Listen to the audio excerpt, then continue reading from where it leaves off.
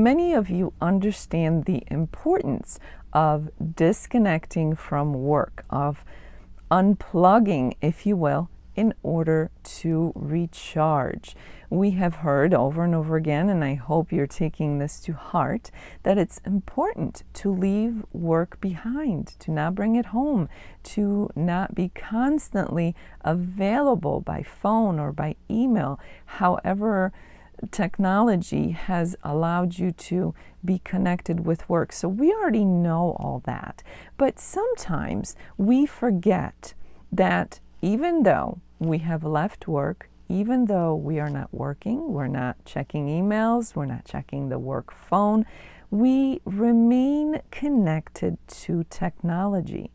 Many people unplug from work, let's say, and attempt to relax and recharge, to play and to have fun, all while being connected and interacting with technology. And although you may not think that there's anything wrong with it, I'm here to tell you that continues to fatigue and tax your system. Looking at screens, interacting with technology is tiring. It's tiring for your body. It's tiring for your mind. It fatigues you physically, psychologically, and emotionally. And even though some will argue, well, this isn't work, this is play, but we are not meant to be plugged into technology on a 24/7 basis. That simply is not part of what is a healthy existence. Even if you think about things such as the blue light that is emitted from screens, so computer screens, for example, or TVs, sometimes people wear computer glasses in order to block out some of that light. Well, that's there for a reason, because we now know that that can be disruptive to our ability to sleep, to our ability to relax. So there is a plethora of effects that our constant or near constant interaction with technology has on us. We have smartphones, we have smart homes. It's never ending. We so rarely, especially in the Western society, are able to truly unplug and leave technology behind so that we can recharge. We can reconnect with each other as people, that we can be surrounded by nature without notifications and beeps and being able to constantly be reachable. So there is much to be said for making an effort to regularly, truly disconnect from technology. For so many of you out there, I am willing to guess that if I propose to you that you become completely disconnected from any kind of technology for 24 hours, that might be a hard pill to swallow. Let's say you had no phone, no TV, no computer, no way to be reached at all times of day and night for 24 hours. That may be actually stress-provoking for many of you out there. That in itself tells you just how dependent we have become on our connection with technology. And the other thing that it tells us is that it's time for a detox. It's time for us to work on detoxing ourselves from that connection that seems to be permanent at this point. And while you may think, well, I'm disconnected while I'm sleeping, that's not true for everybody. People oftentimes have computers on or have their phones nearby when they're sleeping. Sometimes they have TVs on while they're sleeping, or maybe some kind of audio that continues to be part of their environment while they're sleeping. So even when we are actually sleeping, many times for many people, that true disconnection from technology never exists.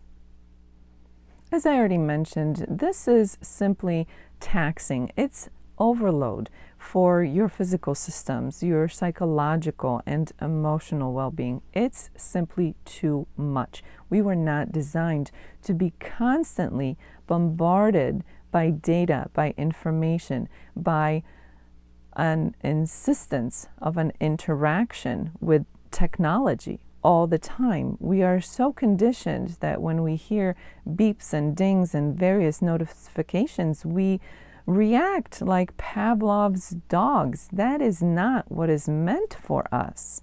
We should be our own beings with the option of that connection or not having that connection. Beyond just a constant interaction, there is much to be said for the quality of interaction and the quality of data and information, because realistically speaking, let's face it, when it comes to the data and the information that is constantly coming at us day in and day out, it's an onslaught of information, and so much of it can be negative. It can be toxic. It can be stress-producing, stress-promoting. So whether you think that all of your interactions with technology are fun and lighthearted, or whether you realize that they're not, either way, there has to be a disconnection that truly allows you and your systems to relax, to recharge, to recalibrate, and to have a fair chance the following day. At the very least, my suggestion is that you disconnect for some amount of time during your waking hours and then completely disconnect during your sleeping hours. You can do that by actually scheduling a technology-free times during the day. You can schedule technology-free zones within your home.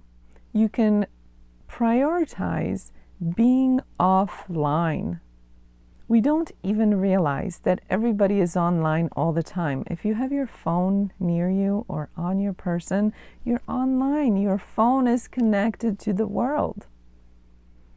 And the benefits go beyond stress reduction, beyond the reduction in the stressors to which you're constantly exposed. You improve your well-being, your physical, psychological, and emotional well-being. You improve your ability to focus. Constant interaction with technology, especially things such as social media, have really affected our ability to focus and concentrate.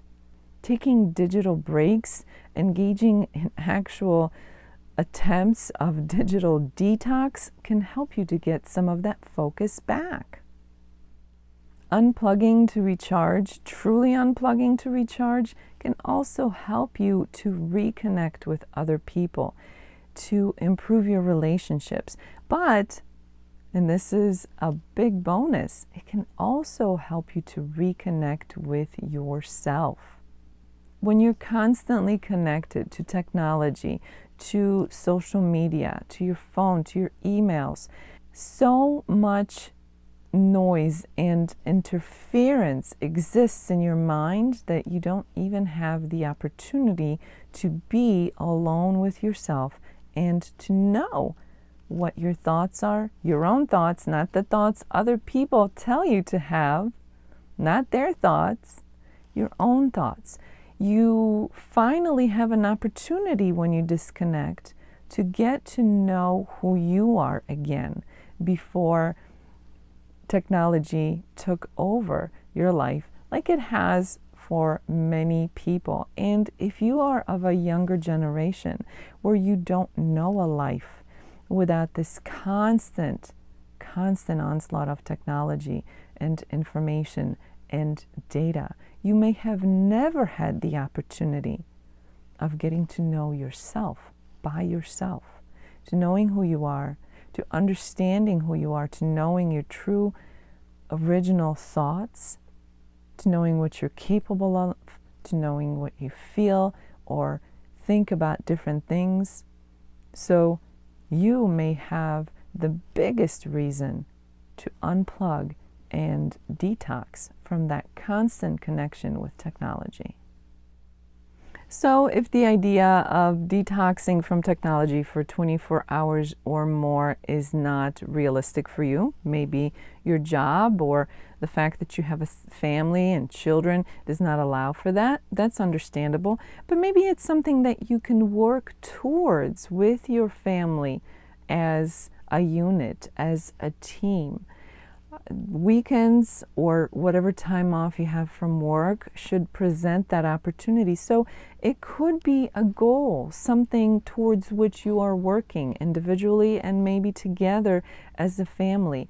Dedicate technology-free times throughout the day, maybe after work, 1 or 2 hours where no technology is part of your life. Have a dedicated technology-free zone in your home, perhaps a room where there are no computers, where phones and other smart devices are not allowed. Introduce books and board games and promote conversation and getting to know one another with your family and friends. Maybe that's your kitchen where you take the time to prepare a meal, or maybe prepare a meal together as a family. Away from technology, away from televisions and computers and telephones. It doesn't have to be very painful or complicated. You just have to get a little bit more creative. And everybody can remove that connection with technology during the time when they're sleeping. Leave your phone in a different room. Don't have a TV in your bedroom or wherever you slumber. Make that conscious choice to allow yourself to truly have an opportunity to detox from technology.